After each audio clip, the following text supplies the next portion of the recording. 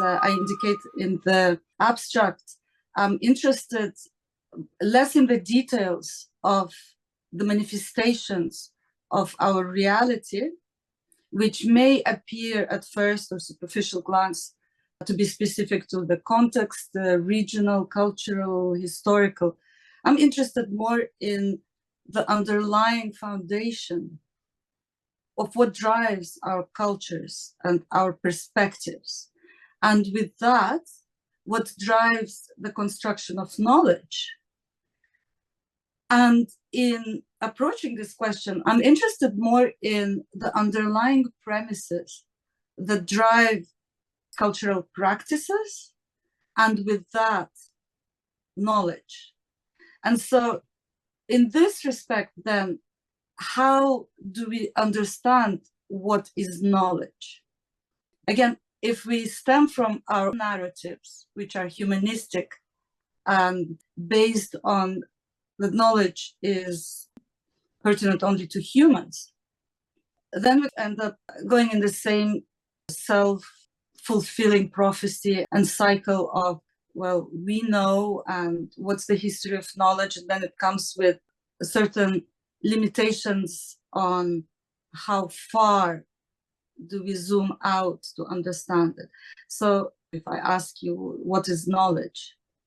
You would probably, I suspect, will say, well, it's what you learn in school, in university, it's what you read in books, it's what knowledgeable people tell us.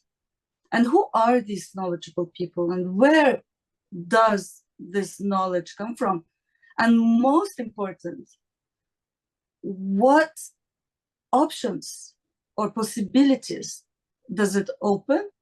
And then I ask the question, or perhaps close in our lives.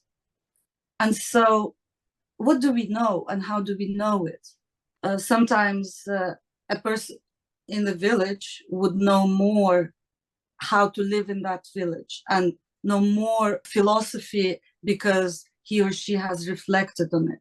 And in my work, I argue that tribal people in the jungle, the uncontacted tribes, for example, in the Amazon, really know, they have knowledge of how to live in that jungle, how to keep that jungle alive, how to be part of it.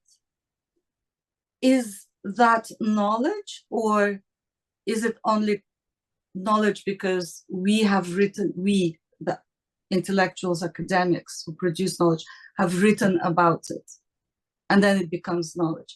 This is the question. And then what about the non-humans? And so in my work, I observe that actually, if knowledge is about skills, to use contemporary terminology, it's skills of what? Skills to work, skills to program a computer, to read. What are these skills?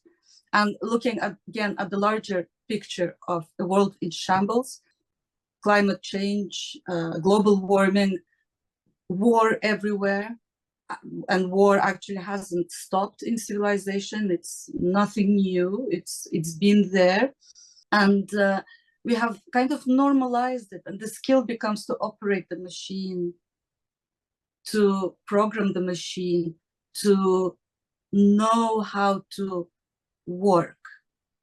And all of these terms are highly problematic.